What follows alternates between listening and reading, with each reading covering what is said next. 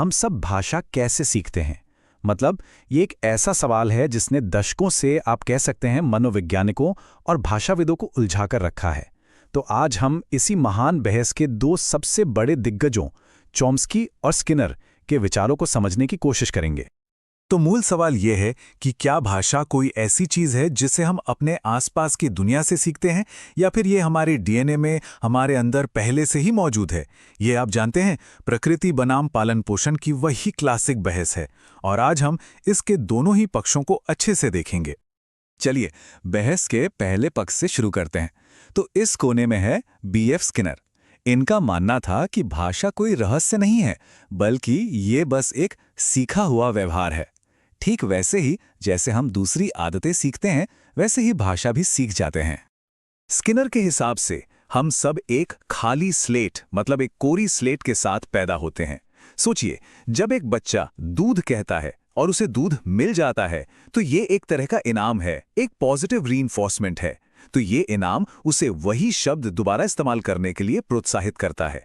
बस इसी तरह धीरे धीरे भाषा को एक आकार मिलता है। तो स्किनर के लिए सब कुछ बाहरी दुनिया पर निर्भर करता था। बच्चे बड़ों की नकल करते हैं, अभ्यास करते हैं, और जब वो सही बोलते हैं तो उन्हें इनाम मिलता है। ये एक बहुत ही धीमी स्टेप बाय स्टेप प्रक्रिया है जो पूरी तरह से उनके माहौल पर, उनके एनवायरनमेंट पर निर्भर करती है। तो यहाँ पे सबसे जरूरी बात यह है कि सीखने वाले को, यानी बच्चे को, ज्ञान को सिर्फ ग्रहण करने वाले के रूप में देखा जाता है, ना कि ज्ञान बनाने वाले के रूप में। वो पैसिव है। लेकिन फिर मैदान में आए नोम चॉम्स्की, और उन्होंने इस पूरे विचार को आप कह सकते हैं कि सिर के बल खड़ा कर दिया। उनका तर्क था कि भाषा सीखने की जो प्रक्रिया है वो इससे कहीं ज्यादा जटिल और अद्भुत है। चॉम्स्की ने कहा कि हमारे दिमाग में एक तरह का लैंग्वेज सॉफ्टवेयर पहले से ही इंस्टॉल्ड होता है। उन्होंने इसे नाम दिया लैंग्वेज एक्विजिशन डिवाइस, या LAD। अब देखिए, ये कोई असली डिवाइस नहीं है जो दिमाग में रखा हो, बल्कि ये भाषा के नियमों को समझने की एक जन्मजात क्षमता है। देखिए, चॉम्स्की का जो सबसे मजबूत तर्क था वो था पॉवर्टी ऑफ स्टिमुलस। जरा सोचकर देखिए, बच्चे अपने बड़ों को अक्सर टूटे फूटे या अधूरे वाक्य बोलते हुए सुनते हैं, है ना? फिर भी वो व्याकरण के इतने मुश्किल नियमों को अविश्वसनीय रूप से जल्दी सीख जाते हैं। ये कैसे हो सकता है अगर उनके दिमाग में पहले से ही कोई ब्लूप्रिंट, कोई खाका मौजूद ना हो?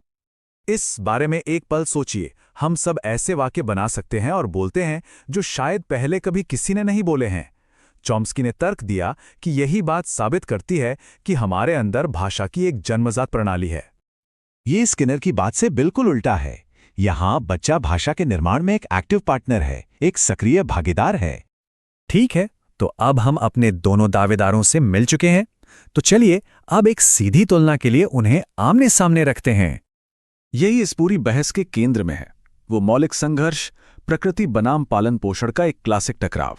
मतलब, क्या ये हमारे अंदर पहले से है या हम इसे अपने माहौल से सीखते हैं? तो यहां हम दोनों विचारों का पूरा सार देख सकते हैं। चॉम्स्की के लिए बच्चा एक खोज करता है, एक एक्सप्लोरर है, जो अपने जन्मजात नियमों का इस्तेमाल करके बड़ी तेजी से भाषा बनाता है। वहीं स्किनर के लिए बच्चा एक नकलची है, जो धीरे धीरे कोशिश करके और गलतियां करके सीखता है। ये दो बिल्कुल अलग अलग दुनियाएं हैं। अच्छा, तो ये सिर्फ एक किताबी बहस नहीं है। ये विचार सीधे सीधे इस बात को प्रभावित करते हैं कि स्कूलों में भाषा कैसे सिखाई जाती है। और हाँ, सीटेट जैसी शिक्षक परीक्षाओं के लिए तो ये बहुत ही ज़्यादा महत्वपूर्ण है। जब हम क्लासरूम की बात करते हैं तो ये दोनों सिद्धांत दो बिल्कुल अलग तरह के सीखने के माहौल बना देते हैं। चलिए देखते हैं कि वो असल में कैसे दिखते हैं। देखिए, एक टीचर किस सिद्धांत को ज्यादा मानता है, इस पर निर्भर करते हुए भाषा सिखाने का पूरा तरीका ही बदल सकता है। क्या हमारा लक्ष्य रचनात्मकता है या फिर सिर्फ सटीकता? और हां, अगर आप सीटेट की तैयारी कर रहे हैं तो ये एक शानदार शॉर्टकट है।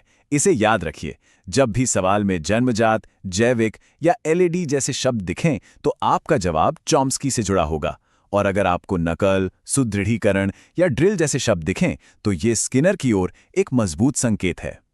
तो अंत में सवाल वही है, भाषा आखिर है क्या? क्या ये एक औजार है जिसे हम बनाते और सीखते हैं, या ये एक ब्लूप्रिंट है जिसके साथ हम पैदा हुए हैं?